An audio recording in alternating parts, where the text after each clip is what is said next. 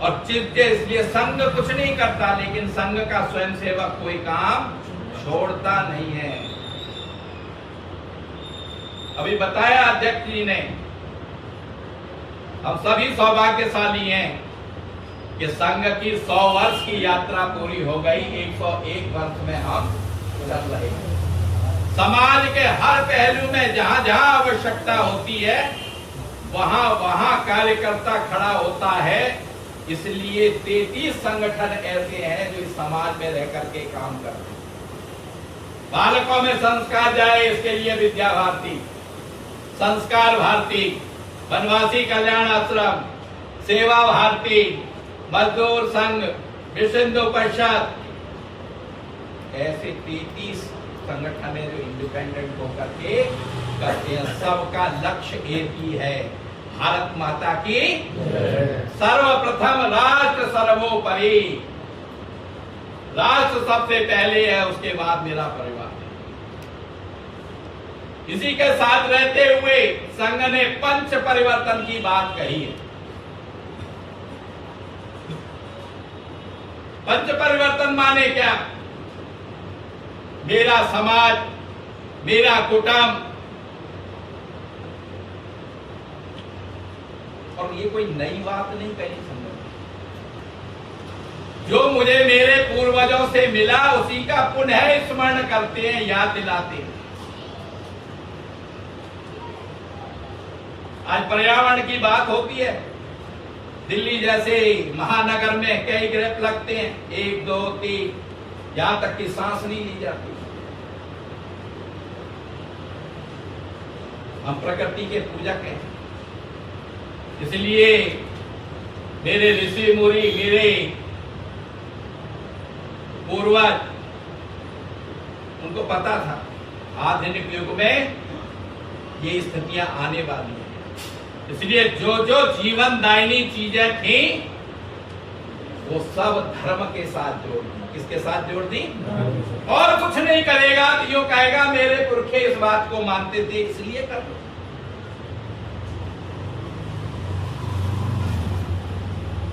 हम पूजा करते हैं, 2 चीजें होती है, एक चरणामृत होता है, एक पंचामृत होता है। क्या होता है? पंचामृत किसको कहते हैं? जो गाय की 5 चीजों से बनता है, दूध, दही, घी, शहद, गंगा जल, पंचामृत हो। और चरणामृत किसको कहते हैं? चरणामृत में पानी है, 2-4 बूंदे गंगा जल की डाल ली और 2-4 दल पत्ते तुलसी के डाल ली। निराहार तुलसी का एक टुकड़ा आपके उदर में जाता है तो आपकी इम्यूनिटी स्ट्रांग हो जाती है। ये जो वायरस आता है ये कोई नया नहीं है, ये तो हर वर्ष रंग बदलता है, हर वर्ष नया आता है, लेकिन जिसकी इम्यूनिटी स्ट्रांग होती है उसका वो प्रभाव नहीं करता। देखा था भैया, जब आप पूजा करेंगे, चरणामृत लेंगे तो आपकी इम्यूनिटी स्ट्रांग हो जाएगी। और तो और पीपल का पेड़ कह दिया, देखो भैया शिव जी का पेड़ है और शिव जी के गण बड़े खतरनाक हैं, भूत पेड़ भी रहते हैं, उसको काटना मत, नहीं तो घर में कलेश हो जाएगी, चिपट जाएंगे। क्यों? क्योंकि यदि 2400 घंटे कोई ऑक्सीजन देने वाला पेड़ है वो पीपल का है, जीवनदायिनी है। आप अपने बच्चों को आगे बताएंगे और मजाक भी कर सकते हैं। वो एक काल ऐसा भी आया था कि ऑक्सीजन रेल के डब्बों में भर दिया गया।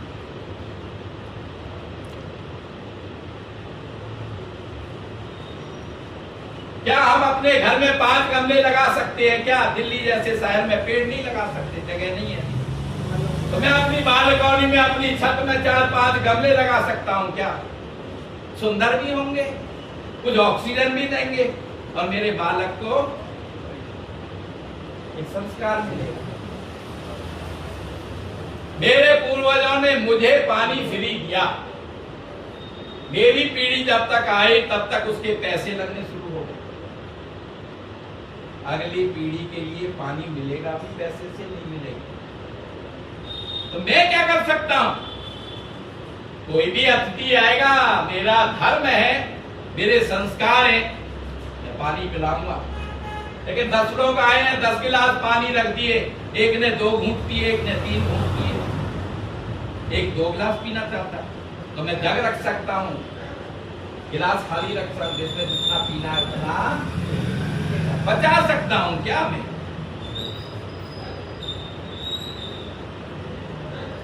डॉक्टर ऐसा बताते हैं हर 10वें व्यक्ति को कैंसर है। कोई भी गर्म चीज जब इस प्लास्टिक के संपर्क में आती है तो कैंसर का कारण बनती है। आलू की सब्जी और खस्ता कचौड़ी लेने पहुंच गया दुकानदार, तो देगा ही जब आपके हाथ में कुछ नहीं होगा।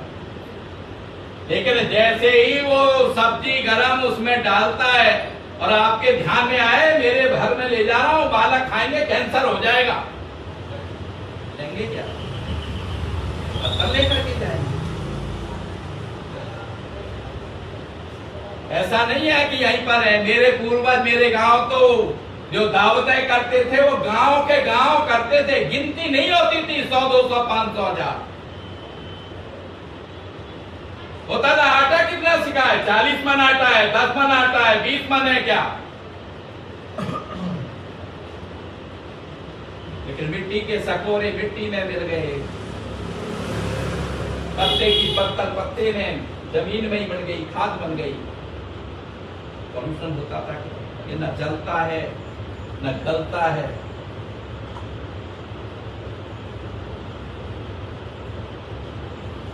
इसलिए पेड़ बचाओ, प्लास्टिक हटाओ, पानी बचाओ। संघ ये कहता है, समझ आ रहा? संघ को क्या जरूरत पड़ी, क्यों कह रहा? संघ इसलिए कहता है कि जब जिसका परिवार स्वस्थ होगा, संस्कारी होगा, तो समाज स्वस्थ और संस्कारी बनेगा। और जब जिसका देश का समाज स्वस्थ और संस्कारी होता है तो देश उन्हें किसी काम में पीछे नहीं रहता।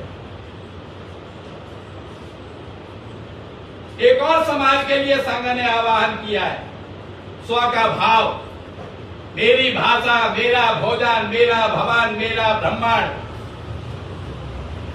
एक बात बताइए, और ये कोई नई बात नहीं है, कोई अपनी तरफ से नहीं जोड़ी है उसने। उसने यही कहा, भैया जो तुम्हारे पूर्वज तुम्हें दे करके गए हैं उसे अपनी अगली पीढ़ी को दे दो, ये तुम्हारा दायित्व है, तुम्हारा धर्म है, तो कोई नया काम तो है नहीं। अच्छा नहीं करोगे तो क्या होगा? मेरे को 4 भाषाएं आती है मान लीजिए, और सीखने को सकूं, किसने मना किया? खूब सीखो। लेकिन मैं हरियाणा का हूं, मैं राजस्थान का हूं, मैं उत्तराखंड का हूं, मैं बिहार का हूं, मैं अपने घर में अपनी मातृभाषा क्यों नहीं बोल सकता? क्यों नहीं बोल सकता हूं? नहीं बोल सकता। अच्छा नहीं बोलूंगा तो क्या होगा? वो बच्चे कैसे सीखेंगे? आप गवर्नमेंट से खूब कानून बनवा लीजिए, खूब दर्जा दिलवा लीजिए। यदि मेरे चलन में नहीं हुआ तो संस्कृत मेरे यहाँ पर रोजने वाली भाषा थी। कंप्यूटर के युग में सारा डाटा फेल हो जाता है, उसी के डाटा के बेस पर चलता है। लेकिन मेरे घर में चलन नहीं रहा, नहीं बोली जाती। आपकी भी गांव की भाषा आपके साथ ही चली जाएगी, तभी आप अपने बच्चों के साथ शेयर नहीं करोगे। मेरी भाषा, मेरा भोजन, आप जो मर्जी खाइए, लेकिन मैं महीने 2 महीने में अपने गांव का स्वाद को ले सकता हूं क्या? वो बन सकता है क्या? नहीं बनेगी तो मेरी बहू बेटी कैसे बनाएगी? कैसे चलेगा? और कोई भी भोजन मेरे यहाँ पर बिना वैज्ञानिक पद्धति के नहीं है। हर मौसम का एक भोजन है, हर राज्य का एक भोजन है। जम्मू कश्मीर का ठंडा इलाका है इसलिए वहां का अलग भोजन है, केरला का अलग भोजन है, राजस्थान का अलग भोजन है। मेरे यहाँ ऋतुओं के अनुसार भोजन है। हाँ, पश्चिम में वहां की एक ही ऋतु रहती है, इसलिए एक भोजन है, एक संस्कार है वहां पर। मेरे यहाँ की संस्कृति तो नहीं है। Father's day, mother's day, lover's day, brother's day, sister day पश्चिम की है, वहां पर रिश्ते नहीं है, कॉन्टैक्ट मैरिज है। इसलिए मैं तो उनको बहुत आभार व्यक्त करता हूं। इसी तरह से जैसे हम 15 दिन अपने पूर्वजों को पानी और भोजन कराते हैं, ऐसा वो कम से कम ज्ञात अज्ञात अपने माता पिता भाई बहन उन सबको एक दिन के लिए याद तो कर लेते हैं। लेकिन मेरे यहाँ तो पिता रोजीना का, माता रोजीना की चरण वंदना की अधिकारी है। वो कितना कष्ट सह करके हमें जन्म देती है और हमें पालती है, वो ध्यान में हम तो चक्र के तरह से हैं। जो से ले रहे हैं, जो करके जा रहे हैं, बुढ़ापे में वही उसको रिटर्न वापस करने को आसान नहीं कर रहे।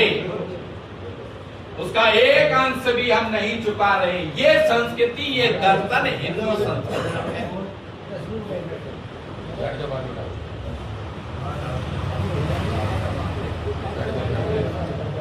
मैं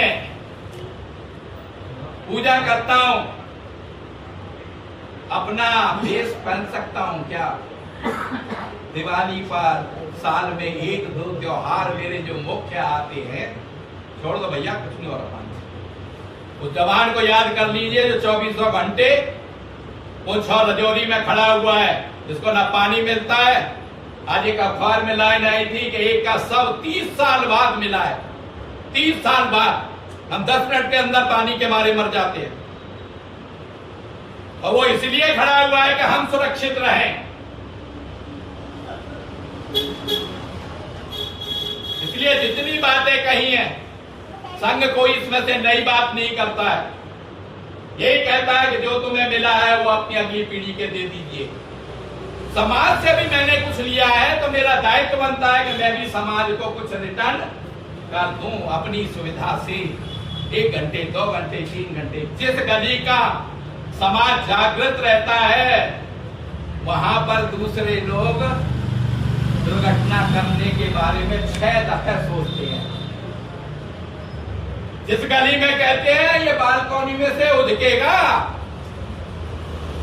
यदि कोई घटना करके चला भी गया तो चुपचाप कमरे में चला जाएगा, तो दिन के 12 बजे उन गलियों में घटनाएं होती हैं।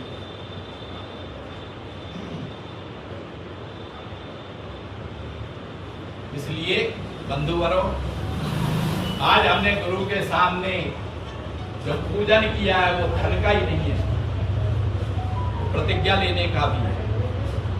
अपना, अपने परिवार का, अपने समाज का। अपना परिवार और समाज ठीक हो जाता है, देश तो अपने आप ठीक हो जाता है। ऐसा ही प्रण करने का आज का ये दिन है। हम सब आज संकल्प होकर के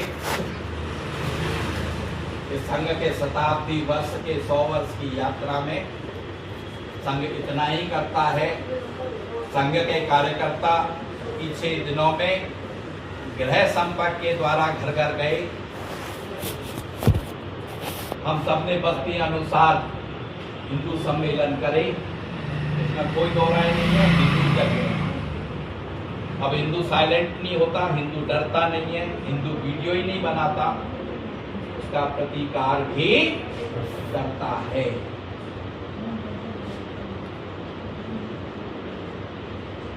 हम सभी सौभाग्यशाली हैं, अपने जीवन काल में इस संघ यात्रा के 101 वर्ष का समापन कार्यक्रम हमारी दिल्ली में ही होने वाला है। परम पूजनीय सरसंघ चालक मोहन भागवत जी का व्याख्यान हमें सुनने वाला।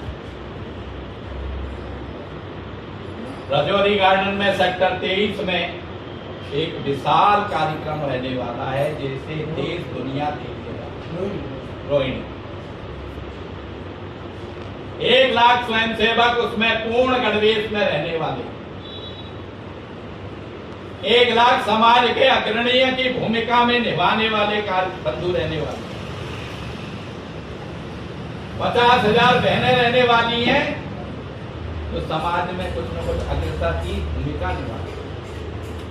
5000 का बैंड रहने वाला है। आर्मी का 140 या 180 का बैंड होता है। आप सोचिए 5000 का बैंड बनेगा तो कैसा होगा। एक विशाल कार्यक्रम जो होने वाला है, उसके प्रत्यक्षदर्शी नहीं बनने वाले हम, अग्रसर की भूमिका में रहते हुए उसमें हमें कोई ना कोई काम ही करना है, मिलना है। इसलिए अपनी बस्ती में अब जितने कार्यक्रम होंगे वो सब बस्ती अनुसार है। अभी विजयादशमी आएगी, विजयादशमी का उत्सव भी हम बस्ती अनुसार करने वाले हैं। इसलिए आज के इस गुरु पूजन के अवसर पर हम सभी कार्यकर्ता, सभी स्वयंसेवकों ने पूजन किया है, वो आज संकल्प होकर के जाएं कि मैं जितनी भी क्षमता मेरी है उससे ज्यादा कुछ समय इस समाज के लिए अर्पित करूंगा, तो आज का ये कार्यक्रम सफलता की ओर जाएगा। धन्यवाद।